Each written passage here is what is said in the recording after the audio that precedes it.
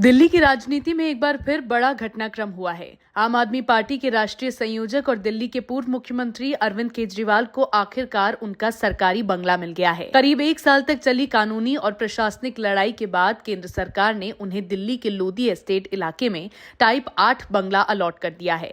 अब अरविंद केजरीवाल का नया पता है 95 लोधी एस्टेट, नई दिल्ली। दरअसल ये मामला तब शुरू हुआ जब अरविंद केजरीवाल ने सितंबर 2024 में दिल्ली के मुख्यमंत्री पद से इस्तीफा दिया था। मुख्यमंत्री पद छोड़ने के बाद उन्होंने फ्लैगस्टाफ रोड स्थित अपने सीएम आवास को खाली कर दिया था, जो लंबे समय तक उनका आधिकारिक निवास था। इसके बाद से वो अस्थायी रूप से आप सांसद अशोक मित्तल को आवंटित सरकारी बंगले में रह रहे थे। हालांकि आम आदमी पार्टी एक राष्ट्रीय पार्टी होने के नाते उसके राष्ट्रीय संयोजक को सरकारी आवास का अधिकार होता है। इस अधिकार को लेकर जब केंद्रीय आवास एवं शहरी कार्यालय मंत्री ने देर की, तब केजरीवाल ने दिल्ली हाईकोर्ट का दरवाजा खटखटाया।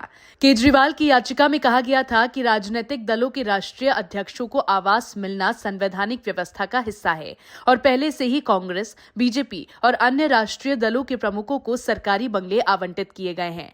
उनके वकील ने कोर्ट में दलील दी कि 2014 के डायरेक्टरेट ऑफ एस्टेट्स के नियमों के मुताबिक किसी भी राष्ट्रीय पार्टी के प्रमुख को सरकारी आवास का अधिकार होता है, भले ही वो किसी पद पर ना हो। 25 सितंबर को हाईकोर्ट में हुई सुनवाई के दौरान केंद्र सरकार ने कहा था कि 10 दिन के भीतर अरविंद केजरीवाल को सरकारी बंगला अलॉट कर दिया जाएगा। इसके बाद 6 अक्टूबर को आखिरकार 95 लोधी एस्टेट का बंगला आधिकारिक रूप से उनके नाम कर दिया गया। अब बात करते हैं इस बंगले की। लोधी एस्टेट दिल्ली का सबसे प्रतिष्ठित इलाका माना जाता है, जहां कई केंद्रीय मंत्री, राज्यपाल और राष्ट्रीय दलों के अध्यक्ष रहते हैं। यहां के बंगले टाइप 8 श्रेणी के होते हैं, जो सरकारी आवास की दूसरी सबसे बड़ी श्रेणी है, यानी सुविधाओं और आकार के मामले में बेहद आलीशान। ये बंगले करीब 2 एकड़ में फैले होते हैं और इनमें बड़ी लॉन एरिया, सुरक्षा गार्ड क्वार्टर, मीटिंग हॉल और स्टाफ रूम जैसी सुविधाएं होती हैं। जानकारों के मुताबिक ये वही श्रेणी है जिसमें पहले भी कई राष्ट्रीय नेताओं को बंगले मिले हैं, जैसे बीजेपी अध्यक्ष, कांग्रेस अध्यक्ष और अन्य दलों के संयोजक।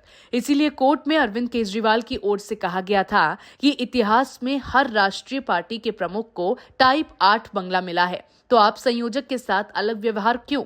दिल्ली की राजनीति में ये फैसला आपके लिए एक बड़ी राहत के रूप में देखा जा रहा है। पिछले एक साल से पार्टी लगातार ये आरोप लगा रही थी कि केंद्र सरकार राजनीतिक कारणों से केजरीवाल को आवास नहीं दे रही है। वहीं केंद्र का पक्ष था कि चूंकि वो अब मुख्यमंत्री नहीं है, इसीलिए उन्हें नई पात्रता के हिसाब से आवास दिया जाएगा। कानूनी विशेषज्ञों के मुताबिक ये मामला केवल एक बंगले का नहीं, बल्कि राजनीतिक दलों के अधिकारों और संवैधानिक मान्यता से जुड़ा मुद्दा भी बन गया था। केजरीवाल का ये बंगला आवंटन भविष्य में अन्य पार्टियों के लिए भी एक मिसाल साबित हो सकता है। अब सवाल ये है कि क्या अरविंद केजरीवाल इस बंगले में आपके राष्ट्रीय कार्यालय की कुछ गतिविधियां भी चलाएंगे?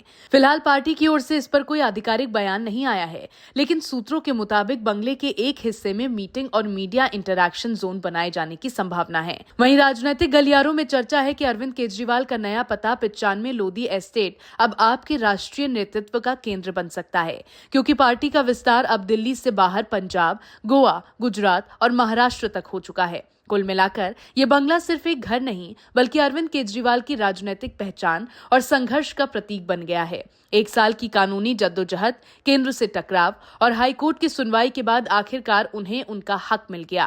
राजनीति के जानकार मानते हैं कि ये कदम आने वाले चुनावों में आपके लिए नैरेटिव बिल्डिंग का मुद्दा भी बन सकता है, जिसमें केजरीवाल खुद को लड़कर अधिकार पाने वाले नेता के रूप में पेश कर सकते हैं। अब देखना दिलचस्प होगा कि लोधी एस्टेट का ये नया पता अरविंद केजरीवाल की राजनीतिक वापसी का नया केंद्र साबित होता है या नहीं।